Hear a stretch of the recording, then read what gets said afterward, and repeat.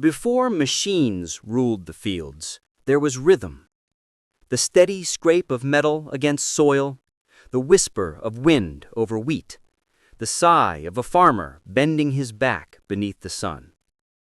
For thousands of years, humanity's partnership with the earth was intimate, painful, and patient. Every grain planted by hand carried the story of sweat and survival. But as the 18th century dawned over the English countryside, one man began to hear a different rhythm, a rhythm of wheels, cogs, and precision. Jethro Tull was not a typical farmer. Born in 1674 in Berkshire, England, he was trained not in the art of tilling, but in the discipline of law and music. His mind was restless, alive with patterns and order. To him, farming was not simply toil, it was a system waiting to be perfected. The farms of his time were bound to tradition. Seed scattered unevenly by hand, weeds choking young sprouts, yields uncertain and meager. To Tull, this seemed less like destiny and more like inefficiency. He began to watch the soil as an engineer studies a machine, searching for the hidden design. The inspiration struck him while watching musicians in Italy during his travels. The precision of their instruments, the coordination of hands on strings and keys, it was mathematics expressed through art. Why couldn't farming be the same? Why couldn't planting be as rhythmic as a harpsichord's melody, each note, each seed, falling exactly where it should? Returning home, he began to build. The villagers thought him eccentric, mad even, as he tinkered endlessly with wood, brass, and iron. He designed what would become one of the most transformative inventions in agricultural history, the mechanical seed drill. It was a simple idea, a rotating cylinder dropping seeds evenly into furrows while the plow covered them with soil, but it changed everything. Uniform planting meant stronger crops, higher yields, less waste. Precision had entered the field. At first, farmers laughed. Machines were for cities, not for soil. They called him a dreamer detached from the land he claimed to love. But Tull persisted, driven by an almost spiritual conviction that human ingenuity was part of nature's own design. He wrote The New Horse-Hoeing Husbandry, a book that not only described his methods, but envisioned a world where farming was guided by reason, not just tradition. His words spread quietly through England and beyond, inspiring a new generation of thinkers who would eventually give birth to the agricultural revolution. Jethro Tull never saw himself as a revolutionary. He was simply a man who believed that progress and nature could coexist. Yet his invention marked a turning point, the moment when humanity first mechanized the miracle of growth.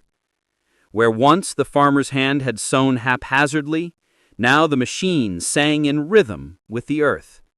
The age of mechanical agriculture had begun. The landscape of England began to change.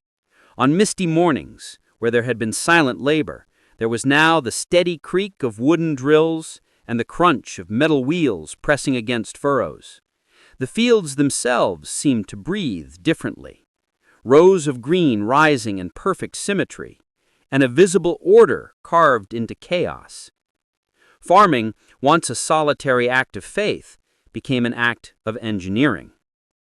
But invention often carries loneliness. Tull's neighbors shunned him, calling his methods unnatural. His machines, they said, stripped farming of its soul.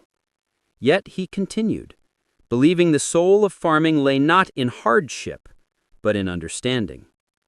By the time of his death in 1741, the seed drill had begun to travel far beyond his homeland, reshaping how Europe, and eventually the world, fed itself. The revolution he started did not roar like an engine. It whispered in the wind, in the even spacing of seeds, in the quiet promise of plenty. It was a whisper that would grow into thunder, carried by men who saw in metal and motion a new kind of harvest. A century later, that whisper would find its echo in the steam fields of England. By the middle of the 19th century, the gentle countryside that Jethro Tull once knew was changing. The quiet rhythm of horse hooves and the creak of wooden plows were giving way to a deeper, heavier pulse, the heartbeat of the machine age. The fields of England, long ruled by sweat and patience, were about to tremble beneath the weight of iron. The Industrial Revolution had reached the farm. Factories in London, Birmingham, and Manchester breathed fire into the sky. Steam-powered trains that crossed nations and ships that conquered oceans. Yet in the countryside, farmers still fought against the stubborn earth with tools little different than their ancestors. The gap between industry and agriculture had widened, and the question began to rise: could the same power that drove locomotives also tame the soil? Among those who dared to answer stood a quiet engineer named John Fowler. Born in 1826 in Leeds, England, Fowler grew up watching the Industrial Revolution unfold outside his window. Railroads were spreading like veins of steel across the landscape, and young Fowler, inquisitive and restless, saw in them not just progress, but possibility. While others marveled at trains, Fowler's gaze turned to the farmlands beyond the tracks. He saw men and horses straining, year after year, against the immovable earth. He wondered, what if steam could shoulder their burden? His inspiration came from tragedy. In 1850, while demonstrating early drainage equipment on a farm, a team of horses panicked and overturned a plow. The accident killed a man. Fowler, deeply shaken, swore he would find a safer, stronger way to till the land, one that would not break animals or men. Steam, he believed, was the answer. He began to experiment with steam-powered plowing engines, massive, ironclad machines that used ropes and winches to pull plows across fields. The concept was simple, yet revolutionary. Instead of relying on horses trudging up and down muddy rows, a pair of stationary steam engines on opposite ends of a field could drag a plow back and forth with mechanical precision. It was cleaner, faster, and far more powerful. But early steam engines were clumsy beasts. They sunk into soft earth, broke down under strain, and terrified the very farmers they were meant to help. Fowler spent years refining his designs, strengthening gears, adjusting pressure, experimenting with lighter frames. He was driven not by fame, but by a vision, a future where machinery would free farmers from the back-breaking cycles of labor. At first, only the wealthiest landowners could afford his machines. The great estates of Britain became testing grounds for this new technology. Imagine those early mornings, fog rolling off the fields, the hiss of steam mingling with birdsong, the air smelling faintly of coal and iron. Crowds gathered at field demonstrations, watching in awe as the ground split open in perfect furrows under the pull of an invisible force. The sight was mesmerizing. The age of the iron horse had arrived. Fowler's innovations didn't end with plowing. He developed steam cultivators, cable systems, and portable engines adaptable to multiple tasks: threshing, hauling, even road construction. Each machine was a step toward modern mechanization, each piston stroke an echo of Jethro Tull's precision reborn in fire and steel. In 1858, Fowler patented the double-engine cable plow, a design so efficient that it would dominate European agriculture for decades. His work earned him accolades from the Royal Agricultural Society and invitations to exhibit across Europe. But more than honors, Fowler's inventions offered something sacred: time. Fields once demanding weeks of labor could now be plowed in days. For the first time, the farmer could look out over his land and feel mastery rather than defeat. Yet progress demanded sacrifice. Steam plowing was noisy, smoky, and dangerous. Boilers could explode, ropes could snap, and accidents were frequent. The old ways, though slow, had been quiet and personal, a man and his horse bound by trust. Now iron took the reins. Many farmers resisted, calling the machines soulless intruders. But younger generations saw differently. To them, the steam engine was not the enemy of the earth, it was the beginning of liberation. The landscape itself transformed.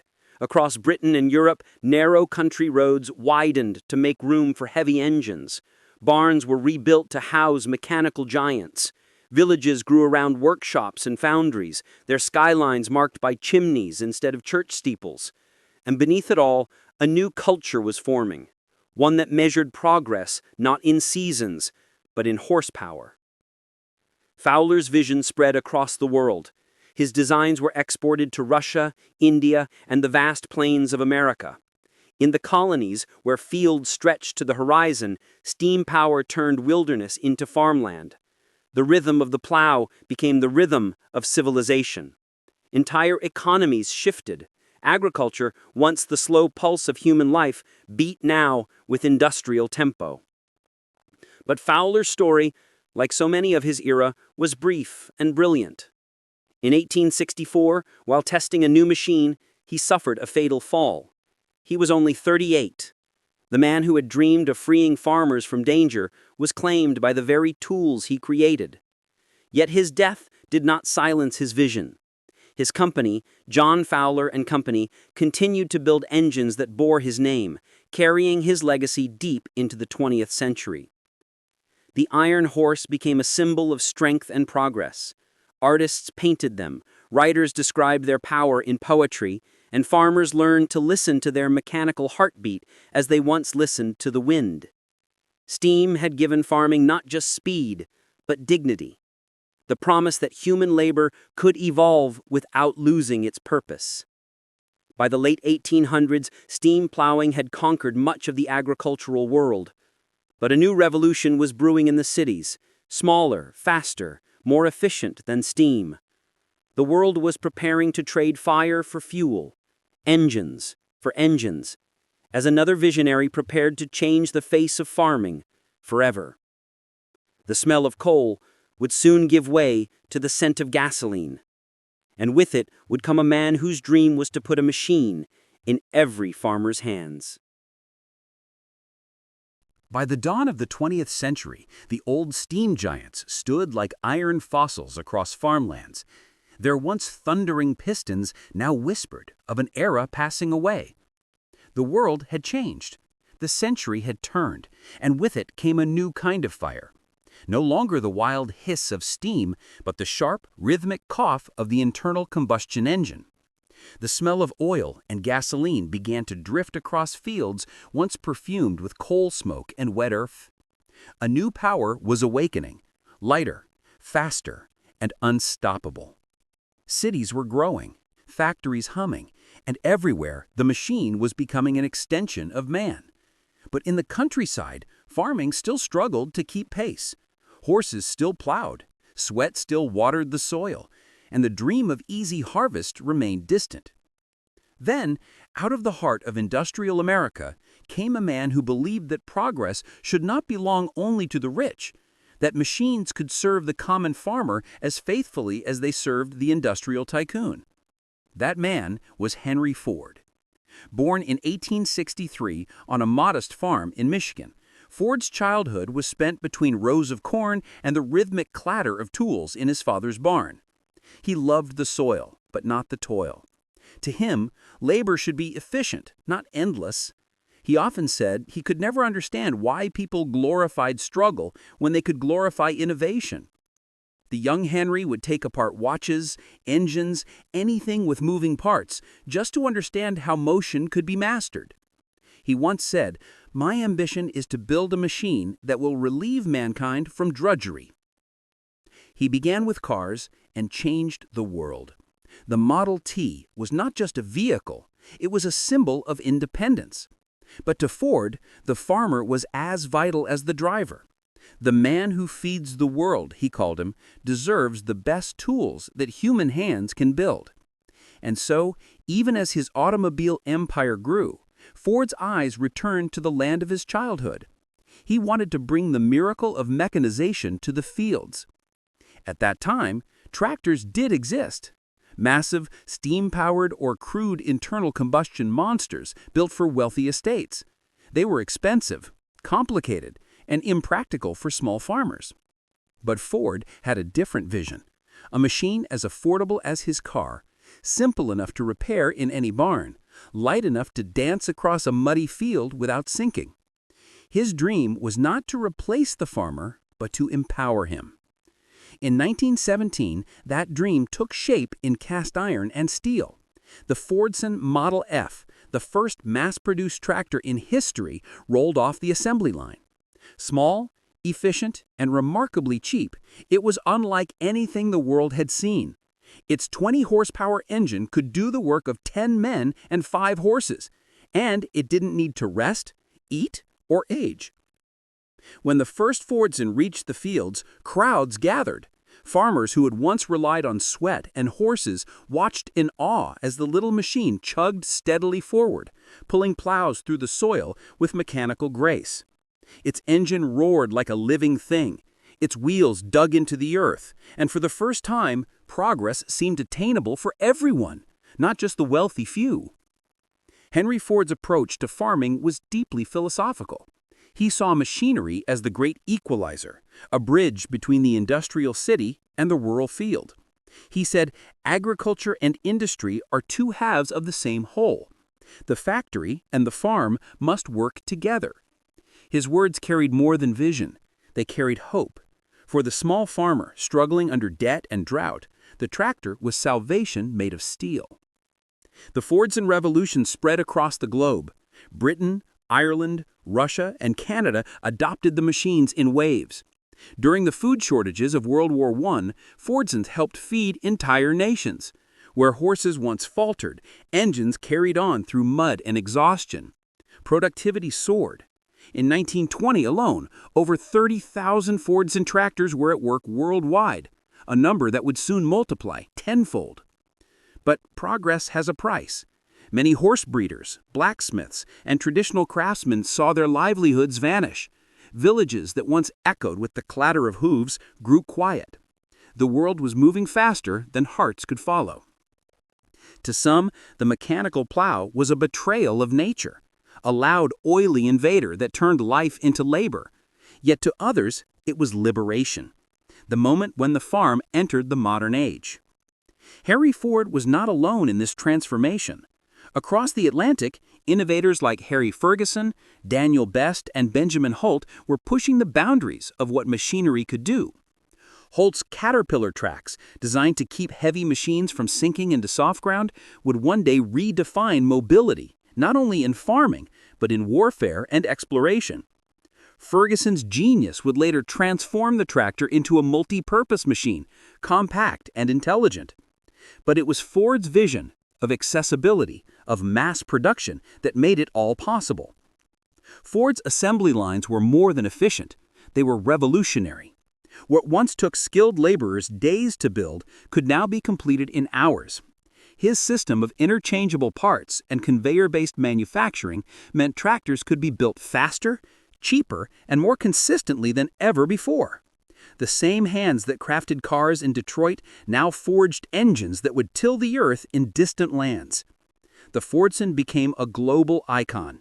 It was featured in newspapers, advertisements, and even poetry. Farmers who once measured life by the seasons now measured it by horsepower. The rhythm of planting and harvesting was guided not by sunrise and sunset, but by the hum of the engine. Entire generations grew up learning to fix carburetors instead of harnessing horses. It was, as one farmer said, the moment when man and machine truly shook hands. And yet, beneath the triumph, Ford's story held shadows.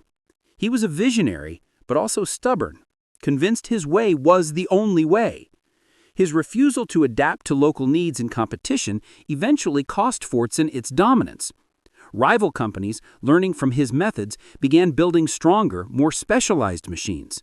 But by then, the seed had been sown. Mechanization had become destiny. The legacy of the Fordson tractor was not just the machine itself, but the idea it represented, that technology could belong to everyone. Henry Ford had democratized farming, just as he had democratized driving. he proved that progress could reach even the humblest soil. By the time Ford retired from the tractor business in the late 1920s, the world had already changed beyond recognition. Tractors rumbled across Europe, America, and Asia. They worked through storms, droughts, and wars. They turned barren lands into breadbaskets. And through it all, the memory of the horse faded into nostalgia, replaced by the scent of oil, the gleam of metal, and the steady pulse of progress. The steam age had ended. The mechanical age had begun. But the true power of farming machines, their endurance, their might, their resilience, was still being tested. For soon, the world would face catastrophe, and only the strongest machines and men would endure. The Dust Bowl was coming, and with it the next chapter in the evolution of farming, the diesel power era and the rise of a quiet genius named Harry Ferguson. The 1930s arrived with dust in the air and despair in the hearts of farmers. Across the American Midwest, the once fertile soil turned to powder. Winds swept across the plains like ghosts of failed harvests, carrying with them the remains of livelihoods. The sun glared down through a brown haze, and families watched as their crops, their futures, crumbled into dust. Horses coughed, tractors choked, and the very earth seemed to reject humanity's touch. It was the Dust Bowl, a storm born from overwork and undercare, the dark side of mechanization's promise. The new machines had given farmers power, but not wisdom. Millions of acres had been plowed without rest, the roots that once held the soil in place torn away in the rush to feed a growing world. Now nature was striking back, and the hum of progress turned into the howl of ruin. Yet even in that storm, humanity refused to surrender. Somewhere between the broken fields of America and the green hills of Ireland, another mind was shaping the next chapter in farming's evolution. A man whose genius lay not in sheer power, but in balance. His name was Harry Ferguson. Harry Ferguson was born in 1884 on a small farm near Dromore, County Down, Ireland. From his earliest days, he was fascinated not just by machines, but by the harmony between man, tool, and earth. As a boy, he watched his father battle stubborn soil with horse and plow, and he wondered if there was a better way. "The land should yield," he once said, "but only if we understand it." Ferguson's first love was flight. Inspired by the Wright brothers, he built his own aircraft and became the first man in Ireland to fly. But it was on the ground that he would truly soar. His engineering mind sought not spectacle, but elegance, machines that moved with purpose, precision, and grace. And in the mud of rural fields, he found his greatest challenge. By the 1910s, tractors had begun to replace horses, but they were imperfect tools, heavy, dangerous, and unstable. Farmers feared them as much as they relied on them. A misstep on uneven terrain could send a tractor flipping backward, crushing its operator beneath tons of iron. Ferguson watched these tragedies unfold and began to ask, why must power come at the cost of safety? The answer came through his most brilliant invention, the three-point linkage system. It was deceptively simple. Instead of pulling equipment from behind, the tractor would now lift and carry it using three hinged arms connected to a central hydraulic system. This design allowed the implement, whether plow, harrow, or cultivator, to move in perfect synchronization with the tractor itself. The result was revolutionary. Stability, control, and efficiency in one elegant system. The machine no longer fought the land, it moved with it. In 1926, Ferguson patented the design, but recognition came slowly. Manufacturers dismissed him. Investors hesitated. It was too new, too strange. But Ferguson persisted, building prototypes by hand, testing them himself in the fields outside Belfast. He was not content to draw on paper. He wanted to feel the soil beneath his creation. He spoke of machinery not as cold metal, but as an extension of the farmer's will. His tractors didn't just plow, they listened. Eventually, fate brought him into the orbit of a name already carved into the history of machines: Henry Ford. The two men met in 1938, a collision of minds, the visionary industrialist and the inventive idealist. Ford admired Ferguson's simplicity and engineering precision. Ferguson admired Ford's capacity to bring ideas to the world. Together, they struck an agreement sealed not by lawyers, but by a handshake, a gentleman's bond that would shake the agricultural industry to its roots. From that partnership came the Ford-Ferguson 9N tractor in 1939, a masterpiece of design and practicality. Compact yet powerful, it embodied the harmony both men sought: accessibility, safety, and intelligence in one machine.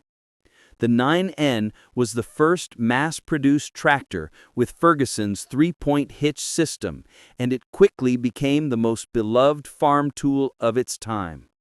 Its hydraulic system allowed implements to rise and fall at the touch of a lever, and its small size made it perfect for both small farms and vast fields. Farmers embraced it with gratitude and awe.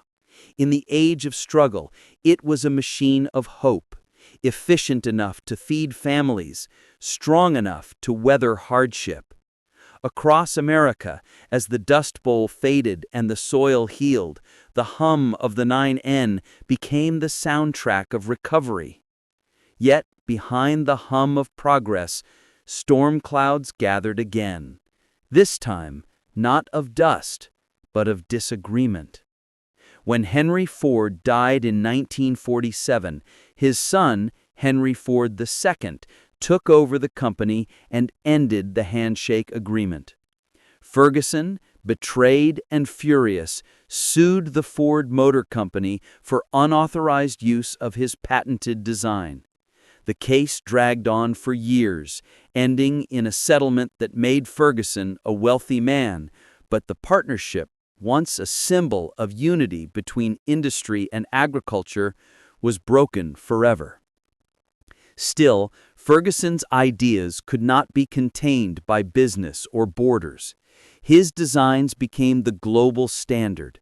Whether built in Detroit, Coventry, or Tokyo, every modern tractor owed its efficiency to that elegant triangle of iron and hydraulics.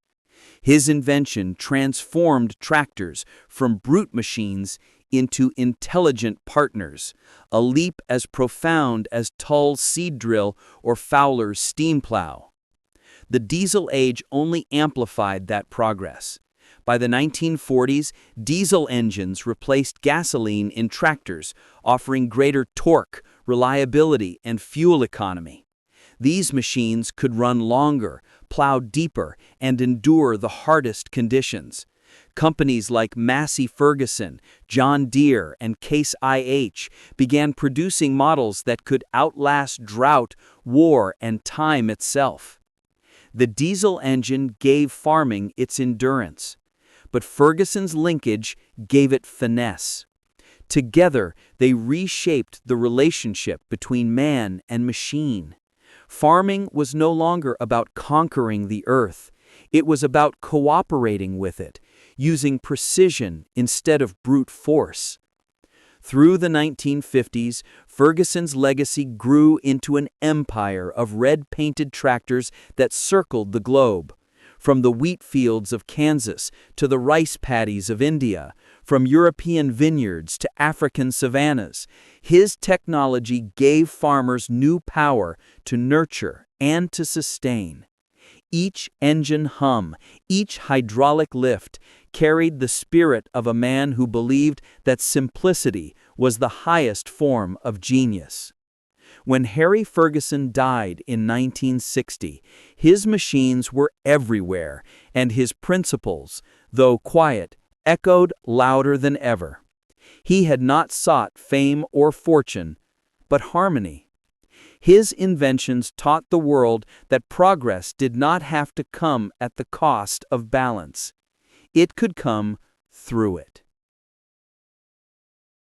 The guns of World War II fell silent, but the world that emerged from the smoke was hungry. Hungry for peace, for renewal, and above all, for food. Cities lay in ruin.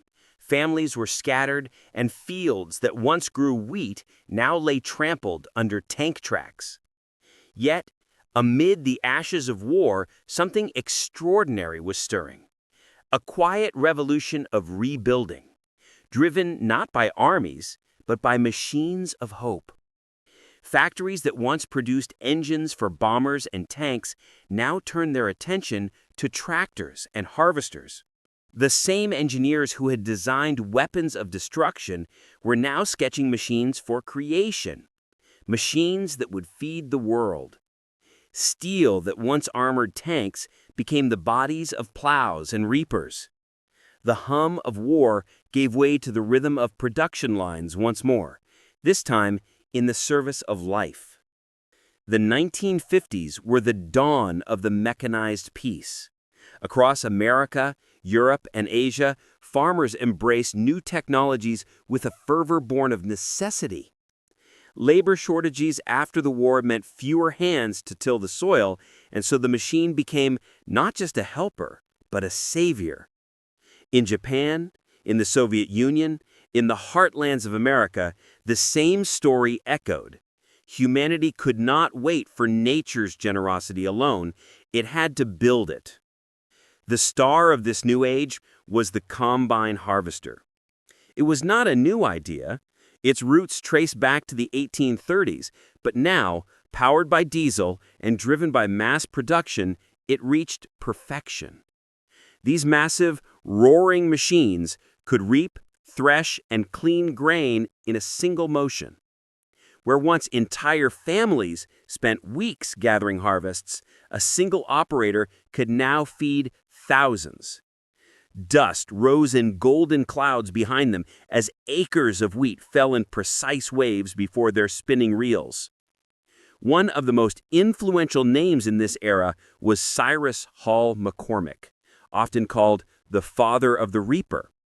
Though he had died decades before, his legacy lived on through the company that bore his name, International Harvester. His original mechanical reaper had been the seed, and now that seed had grown into a global industry.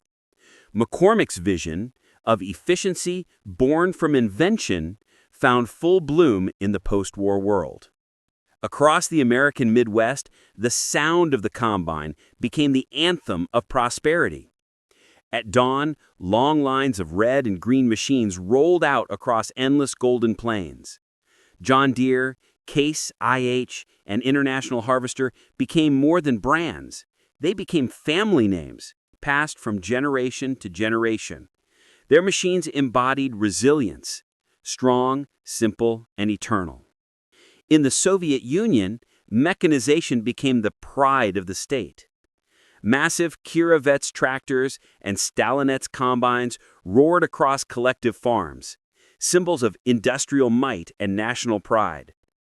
In Europe, small, efficient machines emerged for tighter landscapes, compact tractors that fit between vineyards and olive groves.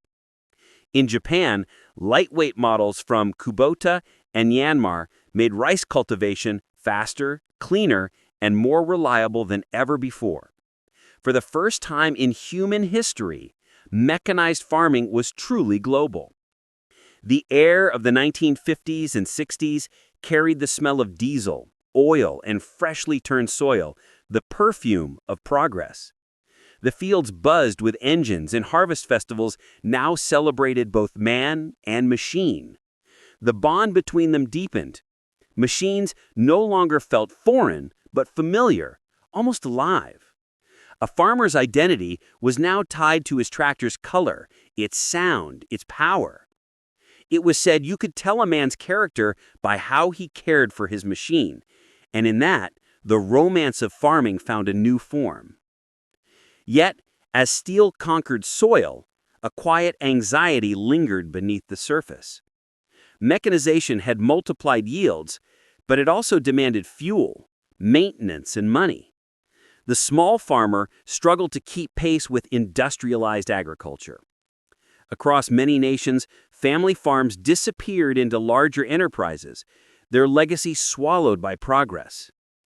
The very machine that liberated also replaced, a contradiction as old as invention itself. But the 1960s were more than an age of engines. They were an age of optimism. Science had taken root in agriculture. Fertilizers, irrigation systems, and hybrid seeds promised endless abundance. Governments poured money into modernization, building roads, silos, and research centers. The world, once haunted by hunger, began to dream of plenty.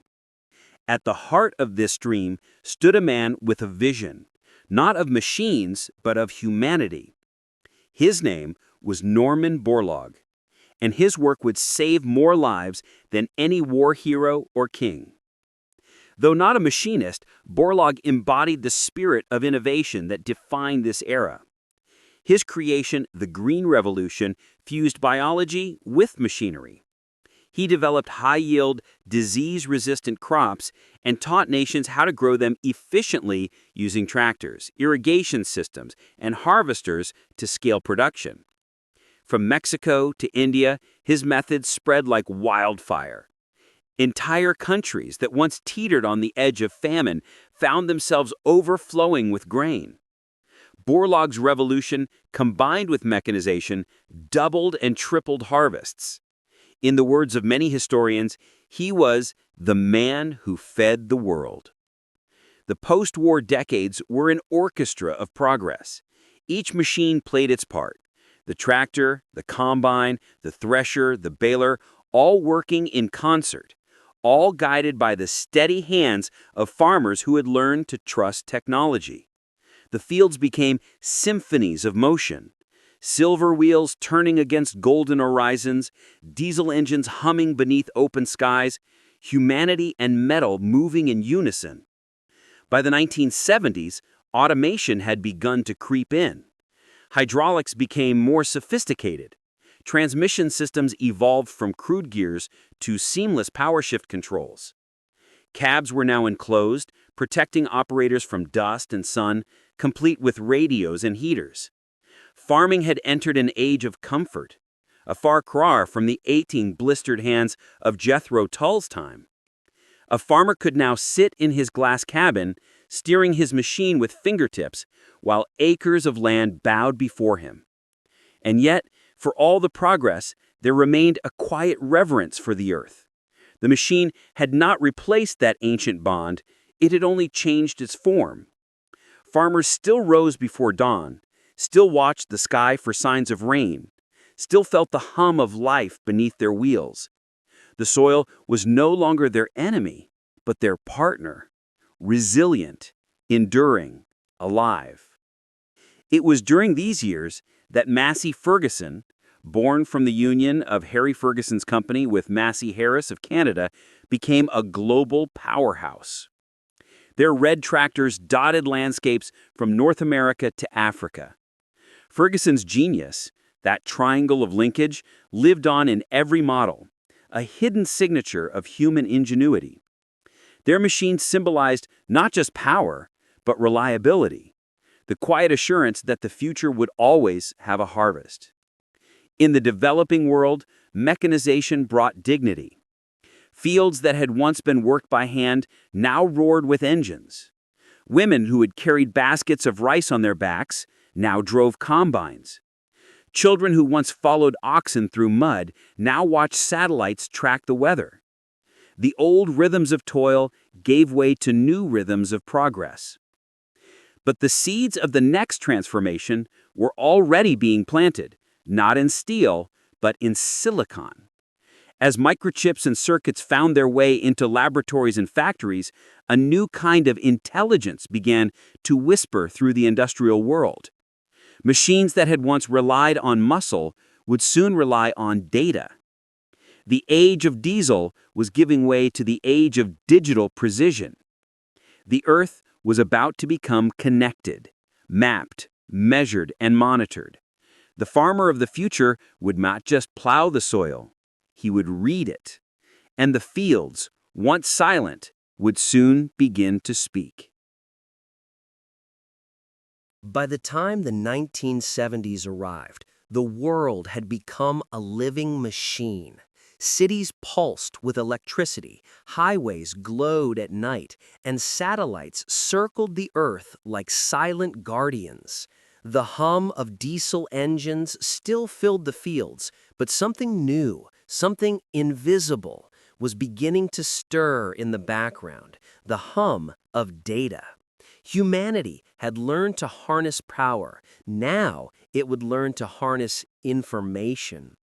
It began, as all revolutions do, quietly. A blinking green cursor on a laboratory computer. A scientist mapping coordinates on an early satellite network. An engineer asking a question no one had asked before. Could we use space to guide the plow? The 1970s were a decade of curiosity and transition. On one hand, farms still relied on the same diesel tractors that had become symbols of resilience after the war.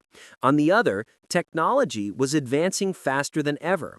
The invention of the microprocessor, a tiny brain of silicon, changed everything. It shrunk computers from rooms into chips, bringing intelligence to machines that had once known only motion. At first, farmers were skeptical. Computers were for cities, for accountants and scientists, not for fields. The soil was too rough, too unpredictable, too alive for the cold precision of electronics. But as costs fell and the first generation of digital systems arrived, the transformation began. One of the earliest applications came from the sky, the Global Positioning System, or GPS.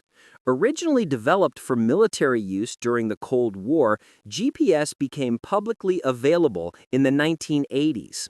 Suddenly, tractors could be guided not by the line of a furrow or the sight of a tree, but by satellites orbiting 20,000 kilometers above the Earth.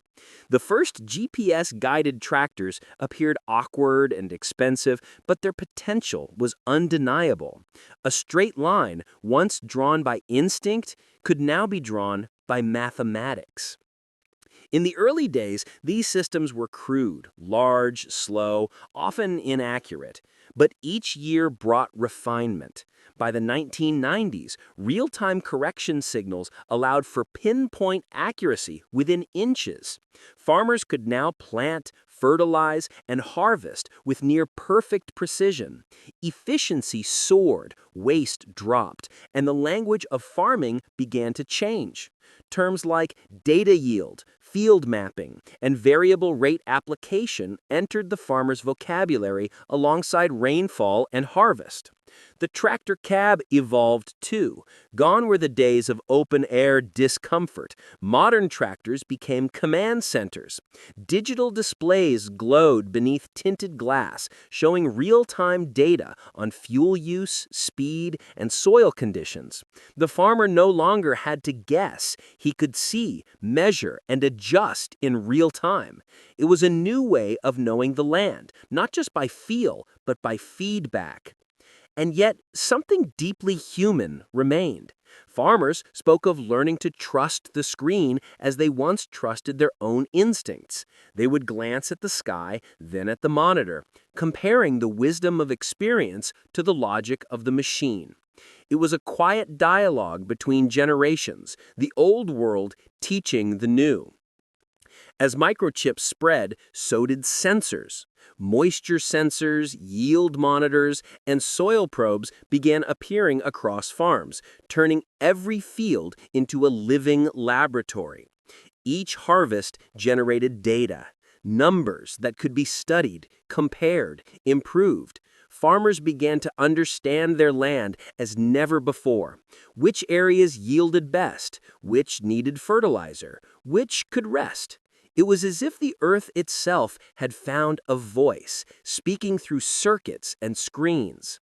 The 1990s marked the rise of precision agriculture, a philosophy as much as a technology. Its goal was not to conquer nature, but to collaborate with it. Every seed placed exactly where it would thrive, every drop of water counted, every movement optimized. Waste became the enemy, efficiency became the creed. The companies that had once defined the mechanical age now reinvented themselves for the digital one. John Deere, long synonymous with strength, began to call itself a technology company. Engineers replaced grease with algorithms. The green and yellow machines that roared for a century now glowed with digital intelligence, whispering through software updates instead of wrenches. In laboratories across the world, developers created systems that could read the topography of land, predict rainfall, and adjust plows automatically. What began as assistance soon became autonomy. Tractors learned to steer themselves. Combines could calculate yield as they harvested. The farmer became less of a laborer and more of a conductor, guiding an orchestra of machines and data that worked in harmony. It was a new kind of intimacy with the earth, one built on information. Farmers began logging onto computers after dinner to study satellite images of their own fields. They watched the patterns of moisture and growth like doctors reading scans of a patient. In those glowing pixels, they saw not just crops, but the pulse of life itself. This was also the dawn of the environmental consciousness in farming. The same technologies that improved efficiency revealed the cost of overuse, soil exhaustion, chemical runoff, and declining biodiversity. Data became a mirror, showing both progress and peril.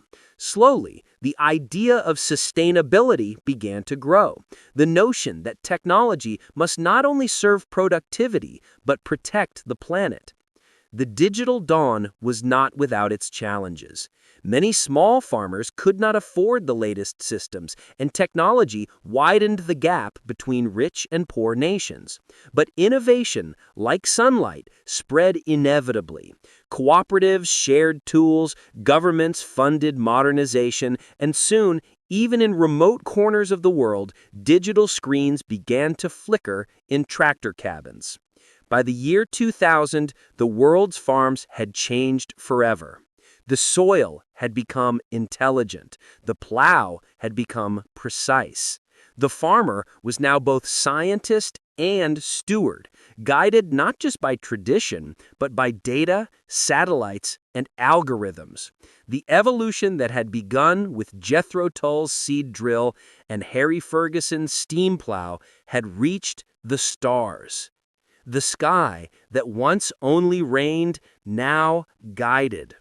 The earth that once demanded labor now offered information. The partnership between man and machine had entered its most sophisticated form, a harmony of heart, hand, and code. But this was not the end of the story. It was only the prologue to something even greater. For as the new millennium dawned, the next revolution began to take shape, one born of artificial intelligence, robotics, and connectivity. Machines would soon think, learn, and decide. Farms would become ecosystems of data, every seed and droplet recorded, every process optimized by invisible algorithms. The age of the smart farm was coming, and with it, the final fusion of nature and technology. At the dawn of the 21st century, The world's fields glowed with a strange new light. The blue flicker of screens, the blink of GPS antennas, and the silent flight of drones under sunrise skies. The hum of diesels still echoed, but it was now joined by the quiet whisper of data, invisible, weightless, everywhere. Farming, once the most ancient of human labors, was becoming intelligent. The farmer of the digital age rose before dawn as his ancestors had for millennia. But instead of walking the field with a hoe or reins in hand, he opened a tablet. Maps appeared, color-coded grids of moisture, nitrogen, and yield potential. Every square meter of his land, once a mystery, now spoke in numbers and patterns. He could see where to plant, when to water, and how to harvest, not by instinct, but by insight. The age of precision farming had evolved into something greater, the smart farm era. The machines themselves were no longer just tools. They had begun to learn. Across the globe, companies like John Deere, Case IH, and Class began integrating artificial intelligence into their machines. Sensors, cameras, and microprocessors transformed tractors into thinking companions. They could navigate fields alone, detect obstacles, and even recognize weeds from crops. Autonomous tractors traced paths so perfect that they looked drawn by a god's compass. Farmers could program an entire day's work, press a button, and watch as machines performed tasks with mechanical patience. It was a transformation, both thrilling and unsettling. For thousands of years, the farmer's presence had been essential, the guiding hand, the decision-maker, the soul of the land. Now, machines could do the thinking. Some feared that the heart of farming, the connection between human and earth, might fade into the background hum of automation, but others saw it differently. The machine was not replacing the farmer, it was extending him. Intelligence, once confined to the mind, was now shared with the field. The autonomous tractor became the symbol of this new era, sleek, silent, and self-guided. Early prototypes, like the John Deere Auto Track and CNH Autonomous Concept Tractor, stunned the world. They moved without drivers, their paths guided by satellites and sensors. At night, their headlights traced silent constellations across the land, mapping, tilling, and planting with unwavering precision. Cameras watched the sky, radar watched the ground, and AI watched everything in between. Above them, drones soared, the eyes of the new agriculture. They scanned vast acreages in minutes, capturing thermal images, measuring crop health, and detecting irrigation needs. What once took weeks of walking and observation could now be known in a single flight. Aerial data transformed into maps, and maps into action. The farmer could, with a few taps, instruct a sprayer to deliver fertilizer exactly where it was needed, not a drop wasted, not a leaf missed. It was efficiency elevated to art. Robotics joined the revolution. Machines small enough to move between rows like insects worked tirelessly, plucking weeds with lasers, sampling soil, or monitoring growth. The robotic milker, born in European dairy farms, allowed cows to choose when to be milked, a quiet symbol of freedom within the mechanical. Even beekeeping became data-driven, with sensors tracking hive health and honey production. The ancient partnership between man and nature had become an algorithmic dance. Artificial intelligence didn't just act, it predicted. By analyzing years of data, AI could forecast weather impacts, anticipate pest outbreaks, and recommend planting strategies before the farmer even saw the problem. It became a silent advisor, an unseen partner. In regions facing climate change, this foresight meant survival. Where rains came late or storms too soon, data became the difference between harvest and hunger. And yet, amid this technological wonder, the human spirit remained at the core. Farmers spoke of newfound peace, of watching machines work through the night while they rested, of knowing that each field was cared for even when they couldn't be there. For the first time, farming began to resemble stewardship more than struggle. The farmer's role was evolving from laborer to strategist, from worker to guardian. In the 2010s, connectivity bound everything together. The Internet of Things, IoT, turned machines into a network. Tractors talking to harvesters, sensors talking to drones, data flowing in real time to cloud servers. Every bolt, every blade, every seed was part of a digital ecosystem. Farms became living systems of information, constantly adapting, learning, improving. What Jethro Tull had once achieved through rhythm, the modern farmer achieved through code. Companies raced to innovate.